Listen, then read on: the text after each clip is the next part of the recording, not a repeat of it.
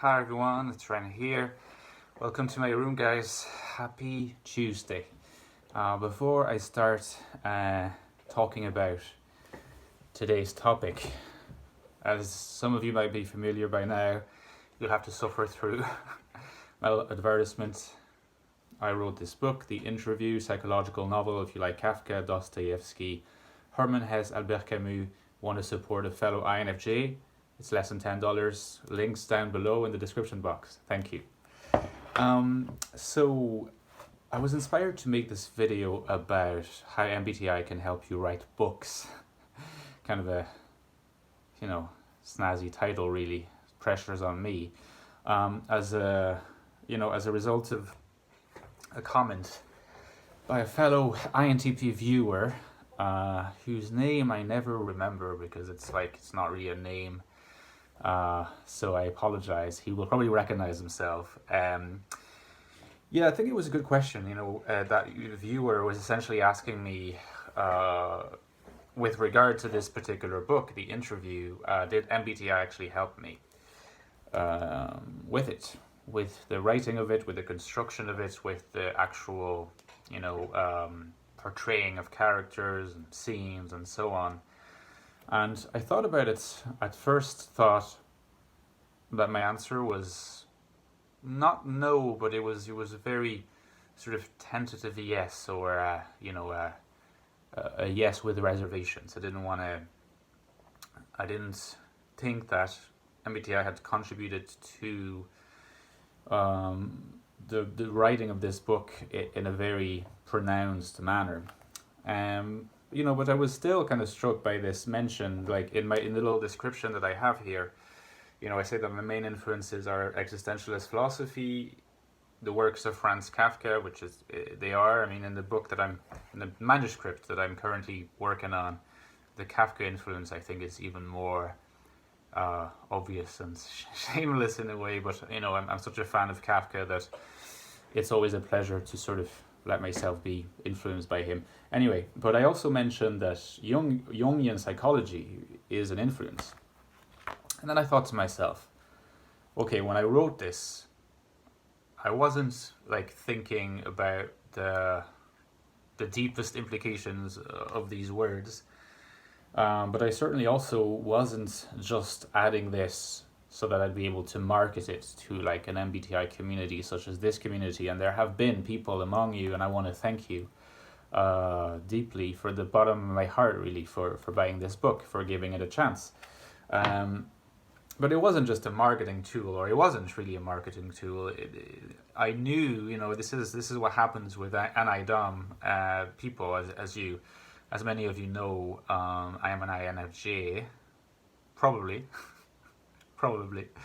And a lot of the time what happens with anti-doms is that they know without really being able to explain. So they usually are capable of explaining what they know, what they intuit in the longer run, once they have sort of put their thoughts together and they can sort of, add up two and two. But I knew that MBTI and Jungian psychology in general was an influence, but when I wrote this down, I just knew without being able to explain it. But the viewer's comment got me to think about it a little bit more, and I did realize that this system had more of an influence than I initially thought, and it's certainly not something which can be sufficient, when it comes to writing a book. In this particular case, a fictional book, but it actually ended up being of great help. And I want to go into a bit more detail as to in what way that was of support. I think that if I had to summarize it quickly before going into a little bit more detail, what I would say is, when you write a fictional book, what is key in most cases, for most books, what is key to a good book, what is key to a book that is appealing to viewers, or rather to readers, little Freudian slip there, is that you write relatable and or memorable characters. Now, there are many ways of creating memorable characters, and there are many ways of making them relatable. They don't have to be relatable by means of their best and most admirable qualities. They can also be relatable by means of like some existential doubts that they're going through, or by means of their less, tasteful qualities or flaws, or by means of describing their quirks, or certain things they do during the day, their obsessions, their phobias, thoughts of various kinds. So that's kind of how you can make them relatable. The reader has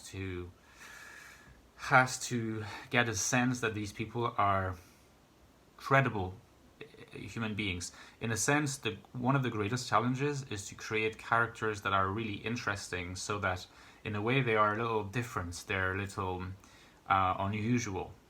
They're almost not realistic, and yet they are still realistic because they have quirks that the readers can relate to. They can think, yeah, this is possible. This is I could imagine this person.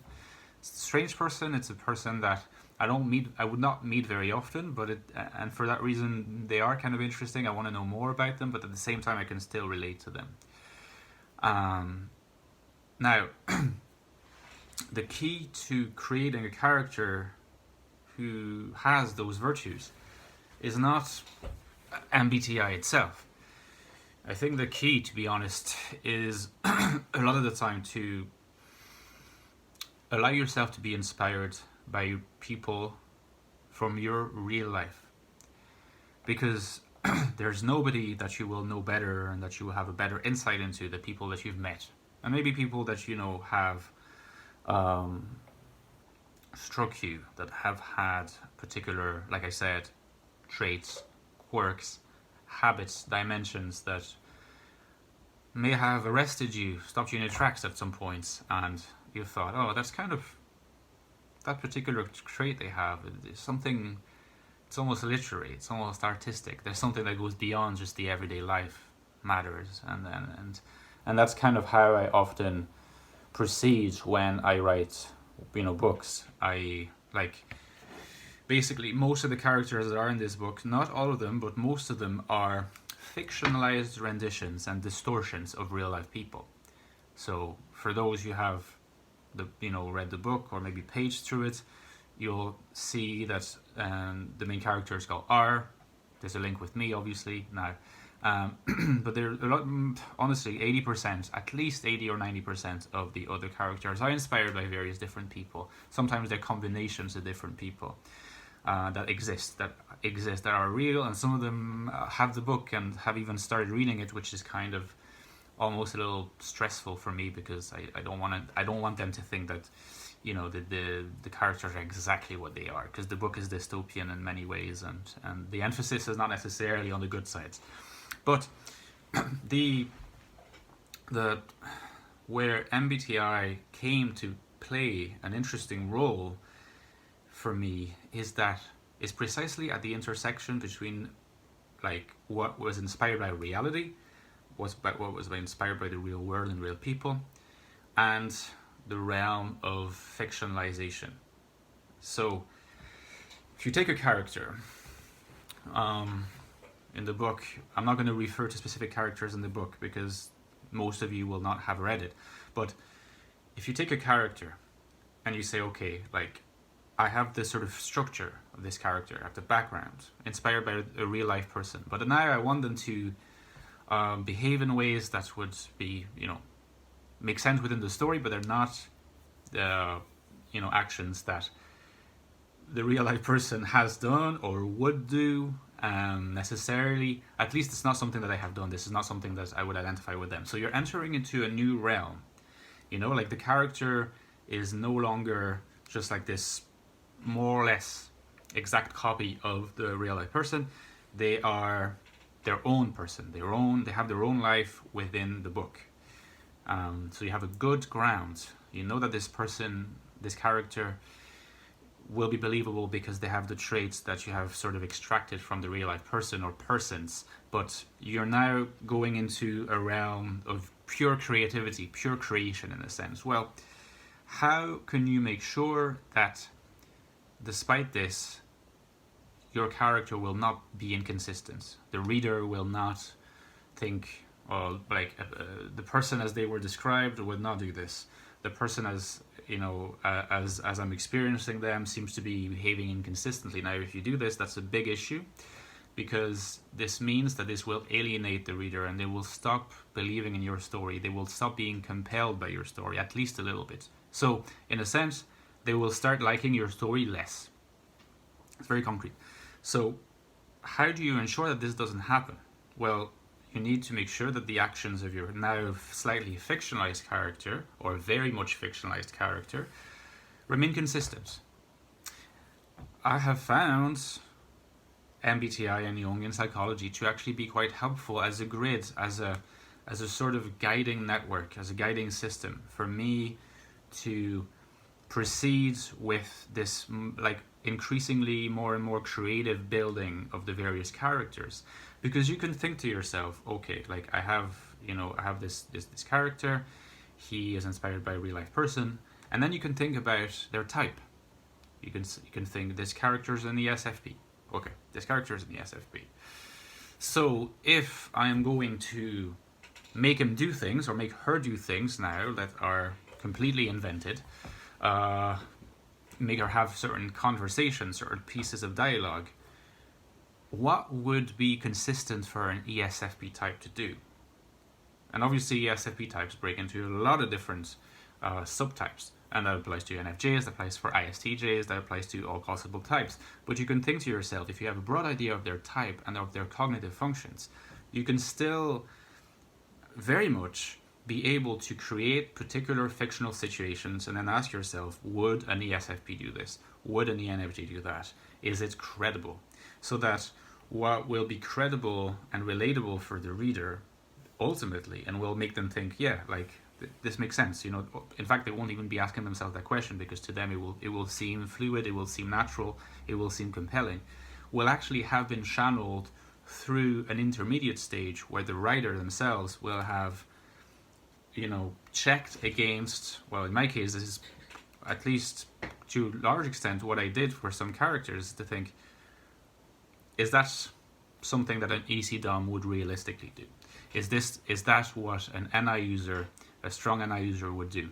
That character is strong FI. Like, does it make sense for them to say this at that particular moment in that conversation? That character is strong TE. Would they ask that particular question? Is this something they would do? What kind of plans would they make? How would they react to this particular event? And so you can continue checking, and in that way, whenever you add more and more information to particular characters that come from your imagination, you're creating these scenes, you're creating these features, you're creating these reactions. You're not completely in the dark. You have a grid that you can check back against, so that you have a sense of whether that type of person would have that type of behavior, that type of reaction, that type of attitude. And that is the core of your book. That is what is going to matter most, because your story is going to involve people, and the people are going to be populating and your story and making it move forward. They are the very heart of your fictional work.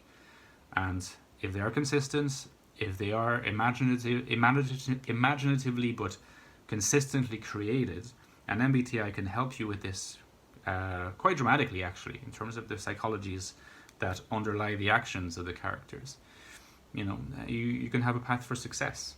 And so that's how it helped me, and that's how I think that I will continue to use MBTI more or less consciously as a tool in my fiction writing. So hopefully that was a useful answer to the viewer and useful advice to people if they're planning on writing fictional works. All right, see you guys. Have a lovely Tuesday. Bye.